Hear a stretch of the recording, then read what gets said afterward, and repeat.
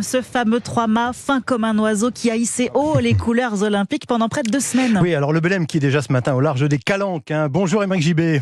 Bonjour Lionel. Vous êtes le capitaine de ce navire d'exception qui transporte donc un véritable trésor. Cette flamme olympique, où est-ce qu'elle se trouvait à bord de votre 3-mâts ? Alors elle a eu un lieu d'arrivée qui était le Grand Rouf, un salon d'apparat, mais elle n'est pas restée que dans le Grand Rouf parce qu'en fait elle a vraiment vécu avec nous, notre équipage, nos 16 éclaireurs, et puis accompagnée de 3 gardiens. Donc vous voyez par exemple les gardiens la prenaient avec eux pour dormir.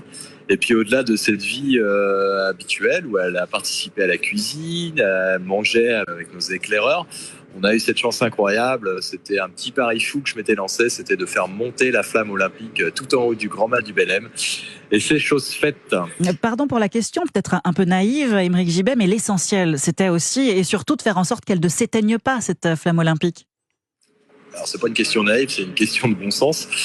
Bien sûr, c'était la principale condition. Donc on a pu en discuter avec nos gardiens qui avaient eux pour mission. Alors moi, si j'ai la mission d'arriver à l'heure avec le navire et nos éclaireurs, eux avaient la mission qui est pas anodine de faire que la flamme ne s'éteigne pas pendant toute la durée du transport. Donc c'est vrai qu'on va arriver à Marseille, il va y avoir plein de sentiments, mais je pense que les gardiens, eux, ils auront un peu un relâché de pression parce qu'ils pourront dire fin de mission. Alors depuis hier, Aymeric Gibé, le Belém est sous haute surveillance, au large, parce que là encore, il s'agit d'éviter tout incident. On va avoir les yeux du monde qui seront braqués sur nous d'ici quelques instants. Il va y avoir beaucoup de monde sur l'eau, donc il y a un besoin nécessaire de sécuriser la zone. En fait, il y a un corridor qui va être créé, donc l'idée c'est qu'on puisse tous parader ensemble. Et le Belém devant être en tête symboliquement, donc déjà il y a une organisation pour le fait que personne ne puisse passer devant le Belém. Donc forcément il y a besoin de vraiment réglementer les zones pour que le spectacle nautique soit aussi beau vu de la mer que de la terre.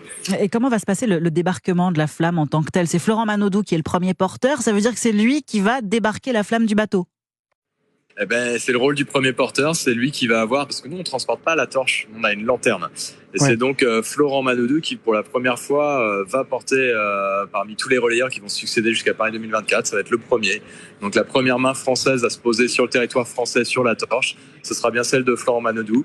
Et nous, avec nos gardiens, c'est eux qui vont le faire, ils vont transmettre le feu de la lanterne, le feu olympique, vers cette torche. Eh bien écoutez, bon vent et puis bonne fête olympique à Marseille. Merci Aymeric Gibé, capitaine du Belém avec nous sur Europe 1. Au revoir.